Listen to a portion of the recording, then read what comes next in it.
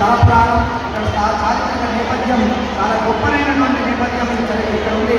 అందువల్ల ఈ ఆలయ ప్రత్యేకతలు ముఖ్యంగా అనేక మంది ఎవరైతే వారి కోరికలు తీరాలనుకుంటారో, వారి బాధలు పోవాలనుకుంటారో, వారికి స్వామి కటాక్షం కావాలనుకుంటారో వారి అంశాలుగా కోడగుంపులను చెల్లించేటువంటి సాంప్రదాయం చాలా గొప్పది, అది ప్రత్యేకమైనది.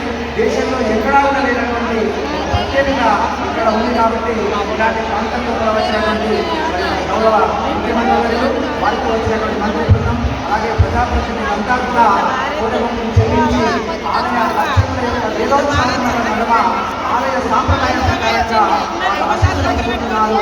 అలాగే వారికి ప్రత్యేకంగా ఆలయ అర్చక బృందం కూడా